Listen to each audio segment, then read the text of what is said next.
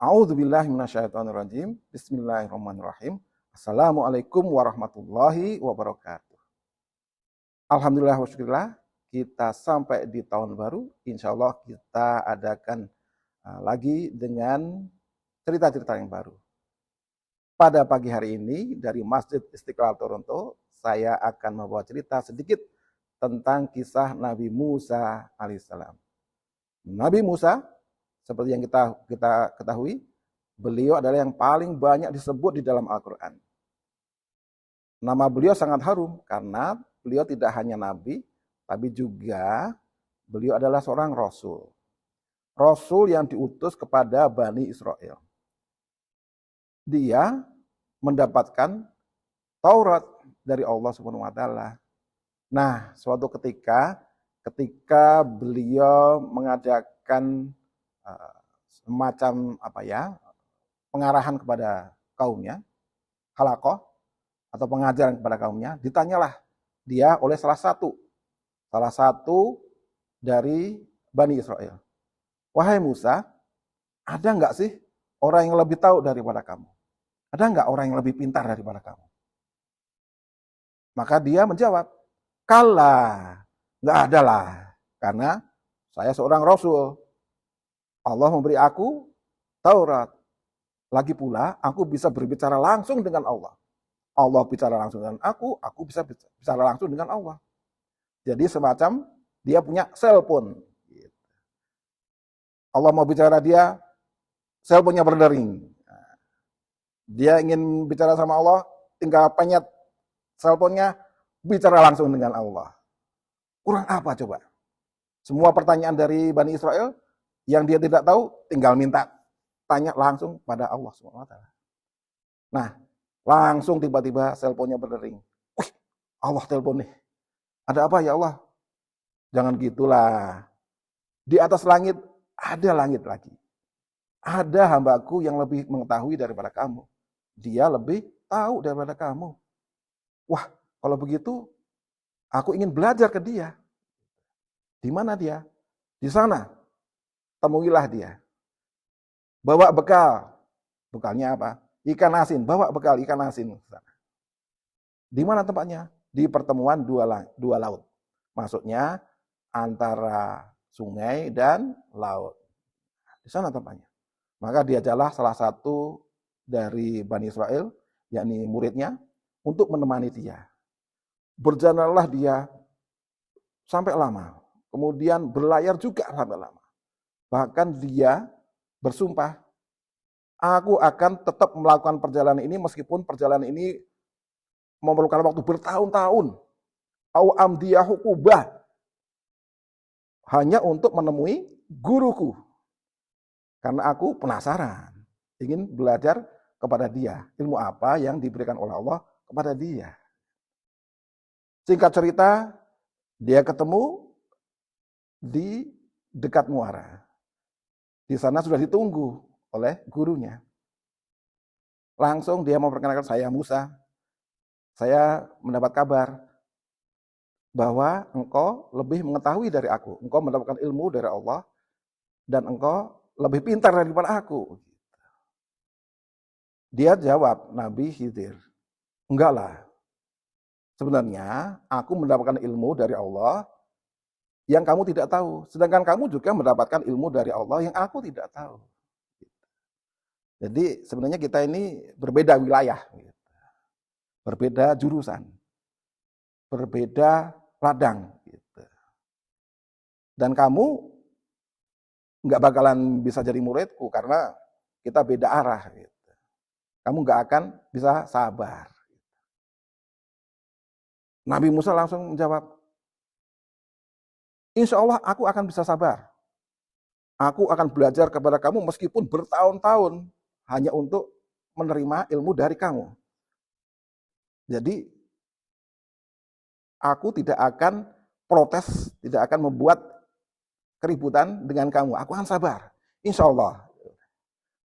Kemudian Nabi Khidir menjawab, oke, kalau kamu tetap bersikeras untuk menjadi muridku, ada syaratnya. Syaratnya adalah kamu tidak boleh bertanya. Tidak boleh protes.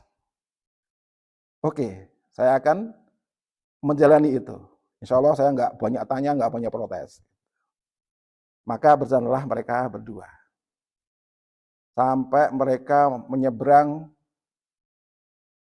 laut.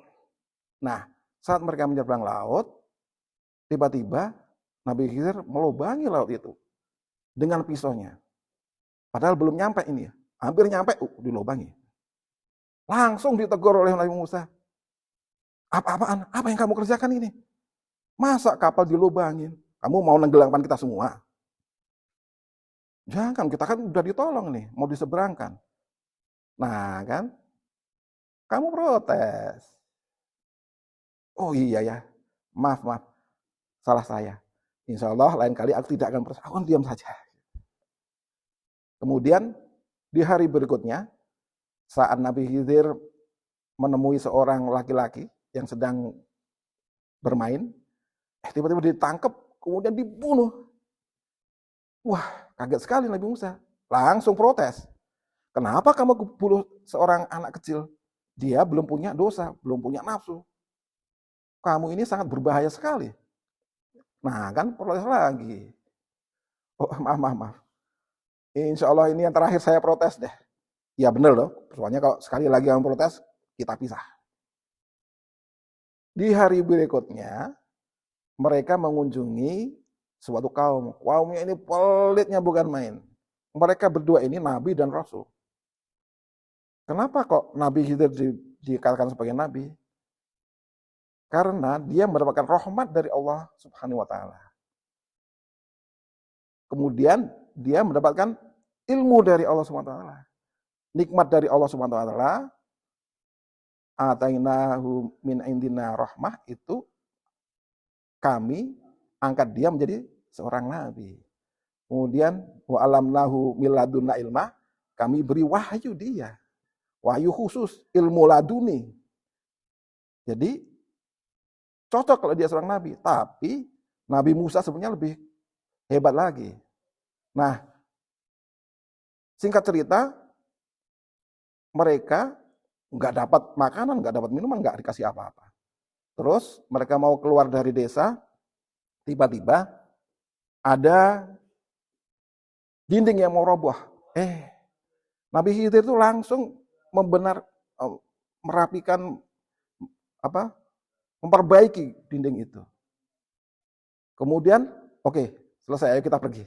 Loh, kenapa kamu pergi begitu aja? Kan kamu bisa minta uang, minta upah. Kita kan lapar nih. Uangnya buat beli makanan, minuman, atau buat penginapan. Nah, protes lagi kan? Udah.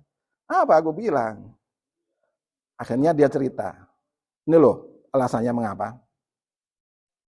Di cerita itu, dia melubangi perahu itu bukan karena apa? Karena ada raja di belakang sana yang sedang merampok semua kapal-kapal untuk dijadikan perlengkapan perang.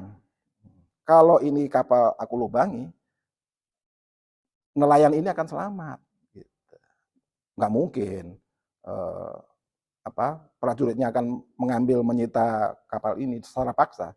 Kapalnya rusak, lubang, mau tenggelam apa? Nah, kemudian anak kecil itu nanti besarnya itu bakal bisa mempengaruhi kedua orang tuanya. Padahal kedua orang tuanya adalah orang-orang yang soleh dan solihah. Dia bisa bikin kedua orang tua itu bakal kafir kalau dia dibiarin hidup. Gitu. Dan Allah akan mengganti dia dengan anak yang lebih soleh. Lebih bersih. Lebih sempurna. Bersih hatinya lah. Nah, kemudian dinding yang mau roboh itu milik dua anak yatim yang tinggal di desa itu. Sedangkan kedua orang tuanya soleh dan solihah yang telah meninggal memberikan harta karun. Nah, harta karunnya persis di bawahnya dinding itu. Kalau dinding itu sampai roboh, karena udah doyong, sebentar lagi roboh, itu hartanya akan diambil oleh kaumnya. Padahal kaumnya kan pelit. Masa ngasih makan minum aja nggak mau. Apalagi melihat harta karun, kedua anak yatim itu pasti mereka akan rebut, gitu, akan makan sendiri. Nah, itulah takwilnya. Sedangkan apa-apa yang aku lakukan ini bukan karena keinginanku. Ini adalah perintah dari Allah Subhanahu wa taala. Yang kamu tidak punya sabar atasnya karena kamu tidak mendapatkan ilmu laduni. Ilmu ghaib. Jadi nggak bisa kita berpisah di sini. Oke? Kamu ke sana, aku ke sana. Oke? Bye-bye. Nah, itulah ceritanya. Pertanyaan yang sering muncul adalah siapa yang lebih unggul? Siapa yang lebih hebat? Apakah Nabi Khidir ataukah Nabi Musa? Para ulama menyatakan Nabi Musa yang lebih unggul, lebih superior daripada Nabi Khidir. Karena apa? Pertama, Nabi Musa itu tidak hanya nabi, tapi juga rasul. Kedua, beliau tidak hanya mendapatkan ilmu laduni yang tidak berguna bagi umat secara secara meluas. Dia membawa Taurah. Nah, Taurah ini adalah Al-Furqan. Di ayat Al-Quran disebutkan Taurah sebagai Al-Furqan. Sebagai kriteria mana yang benar, mana yang salah. Maka ketika dia melihat kesalahan, melihat kemungkaran, dia langsung protes, langsung ngasih tahu, ini adalah suatu kemungkaran. Mengapa kamu melakukan hal itu? Dia langsung mencela kemungkaran yang ada di depan matanya. Karena itu sesuai dengan apa-apa yang ada dalam Taurah yang dia terima. Jadi hukum-hukum Taurah itu dia tegakkan. Setiap kali dia melihat kemungkaran, dia protes. Dia nahi mungkar dan amar ma'ruf. Gitu. Kemudian bukti berikutnya, kenapa Nabi Musa alaihissalam lebih superior? Dia tidak hanya Rasul yang mendapatkan Taurat sebagai pembeda mana yang baik yang benar, dia juga banyak pengikutnya. Pengikutnya Bani Israel banyak sekali. Sedangkan Nabi Khidir pengikutnya nggak ada, nggak banyak. Karena memang nggak bisa mengikuti beliau. Orang ilmu laduni itu orang nggak bakalan sabar.